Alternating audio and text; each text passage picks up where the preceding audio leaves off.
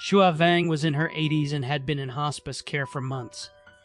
She was diagnosed with a terminal illness a few years back, and as projected, her health had steadily declined since.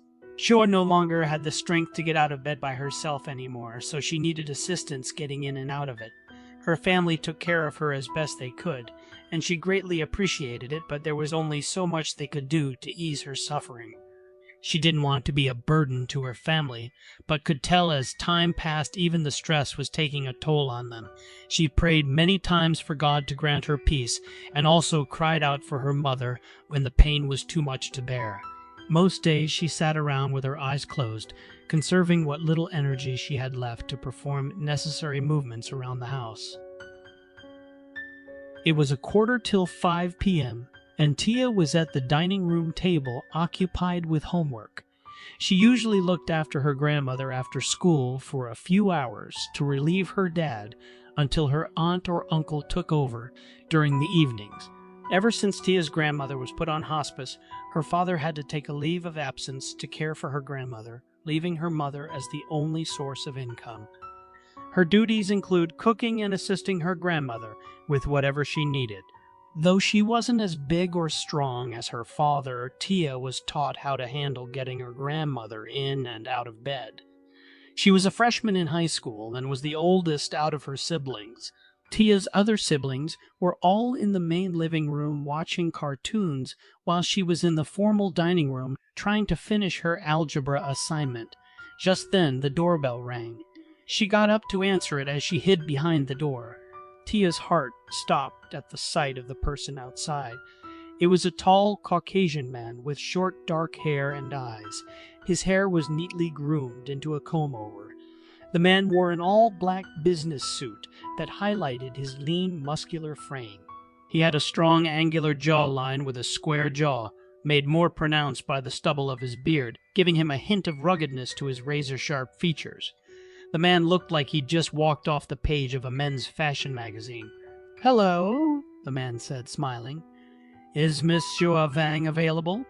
Even his teeth were perfect, Tia thought. She flushed, avoiding his gaze. Like other teenage girls her age, she crushed on some of the popular boys from school. The stranger, however, was leagues above them. It was almost as if he were a different breed or species even. He exuberated confidence, power, and charm from the way he looked, spoke, and dressed. She tried to speak, but the words were caught in her throat.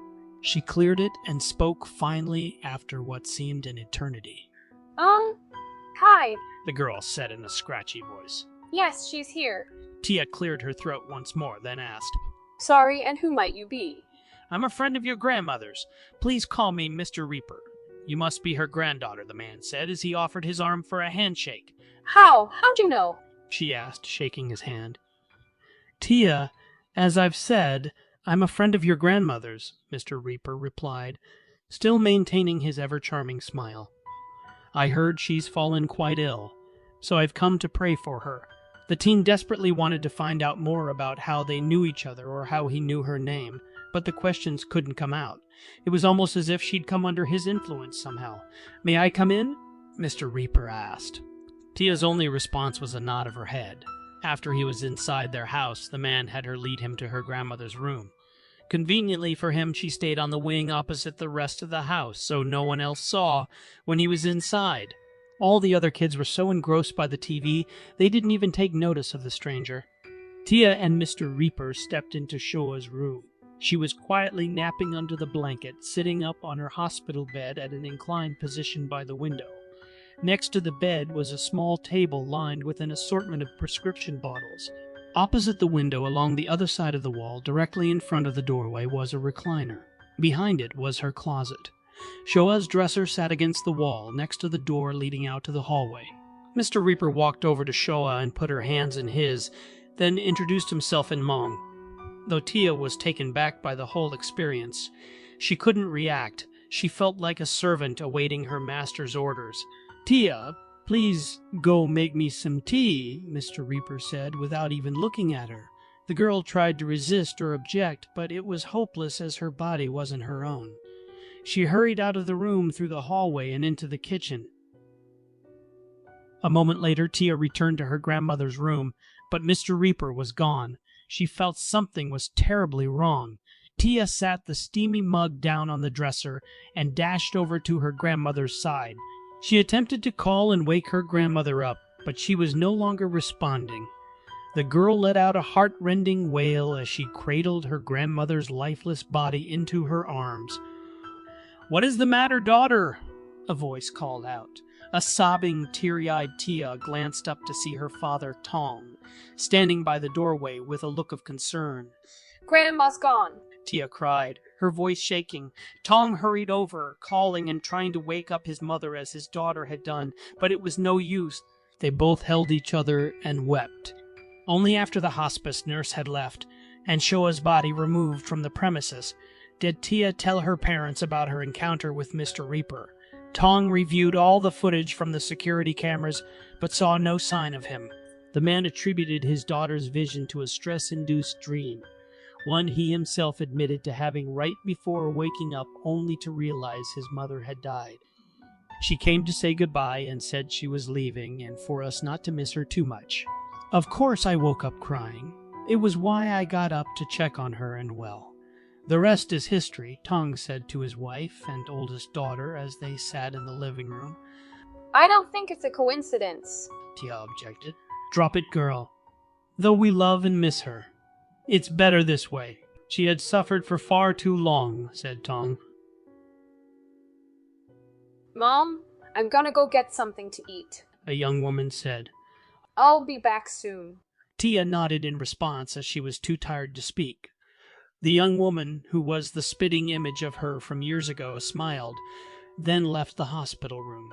Tia, now old and gray, sat quietly in her bed, nodding in and out of sleep, with a clear plastic tube running from her nostrils to a rumbling machine. "Hello, Tia." The voice of a man greeted her. It sounded vaguely familiar. The old woman looked up and saw a tall, handsome Caucasian man in a sleek black business suit, smiling back at her from the center of the room. It was Mr. Reaper. He hadn't aged a day. It's you," she barely managed to whisper the words. "It has been a long time. I've come to pick you up. Everyone is waiting," Mr. Reaper said, walking over to Tia. She thought back to that fateful day all those years ago. Tia never for once doubted what she saw and knew the man had to be some unworldly being like an angel or something. Seeing him before her in what was possibly her last hour confirmed her suspicions about him. She thought of all her loved ones, both alive and dead.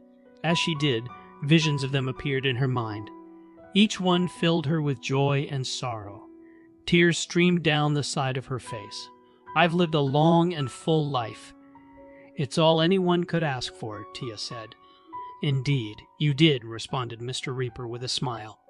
He offered her his hand, and she took it. In one motion, Mr. Reaper pulled her soul up from her body, and together they both disappeared through the window beside the bed. A second later, Tia's body took its final breath as her eyes closed forever.